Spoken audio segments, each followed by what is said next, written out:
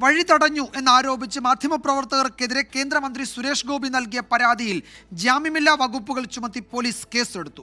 സുരേഷ് ഗോപിക്കെതിരായ പരാതിയിൽ കേസെടുക്കാതെയാണ് ഞൊടിയിടയിൽ മാധ്യമപ്രവർത്തകർക്കെതിരായ സർക്കാർ നടപടി. അതിനിടെ തൃശൂരിൽ വിരിഞ്ഞത് താമരപ്പൂവല്ല ചെമ്പരത്തിപ്പൂവാണെന്ന് പരിഹസിച്ച് മുൻ M P T N Prathapan ഇന്ന് രംഗത്തെത്തി.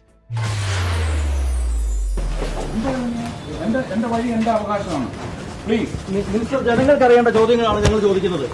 കേന്ദ്രമന്ത്രി സുരേഷ് ഗോപി മാധ്യമപ്രവർത്തകർക്കെതിരെ നടത്തിയ കയ്യേറ്റം വെളിവാക്കുന്ന ദൃശ്യങ്ങൾ, പരാതിയും സാക്ഷിമൊഴിയും. പക്ഷേ വഴി തടഞ്ഞുവെന്ന കേന്ദ്രമന്ത്രിയുടെ പരാതിയിൽ കാമ്പും കഴമ്പും നോക്കാതെ മണിക്കൂറുകൾക്കുള്ളിൽ ജാമ്യമില്ലാ വകുപ്പ് ചുമത്തിയാണ് സർക്കാർ കേസെടുത്തത്. മാധ്യമപ്രവർത്തകരെ മർദ്ദിച്ചുവെന്ന് കാട്ടി മുൻ MLA അനിലക്കര നൽകിയ പരാതിയിൽ ഇന്ന് മൊഴി രേഖപ്പെടുത്തിയതല്ലാതെ ഒരു നടപടിക്കും സംസ്ഥാന പോലീസ് തുനിഞ്ഞിട്ടില്ല. പോലീസിന്റെ ഏകപക്ഷീയമായ നടപടിയിൽ പത്രപ്രവർത്തക യൂണിയനിൽ നിന്നടക്കം ഉയരുന്നത് ശക്തമായ പ്രതിഷേധം. രാജ്യചരിത്രത്തിൽ ഇന്നോളമില്ലാത്ത നടപടിയാണ് സുരേഷ് ഗോപിയുടേതെന്ന മുൻ MP T N Prathapan.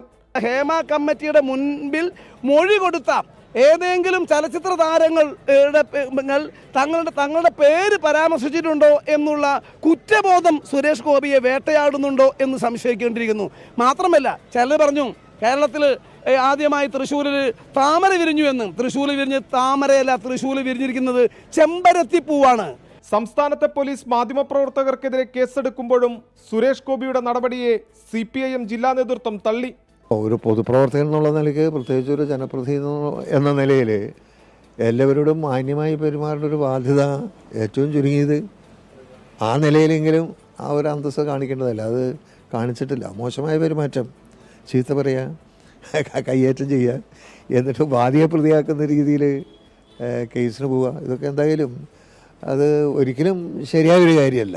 M Mukesh MLAയുടെ രാജിയെ ചൊല്ലി പാർട്ടിയും സുരേഷ് ഗോപിയും രണ്ട് തട്ടിൽ നിൽക്കുന്ന പശ്ചാത്തലത്തിൽ പ്രതികരണം തേടിയ മാധ്യമപ്രവർത്തകരെ സുരേഷ് ഗോപി കഴിഞ്ഞ ദിവസം കയ്യേറ്റം ചെയ്യുകയായിരുന്നു. 24 തൃശൂർ.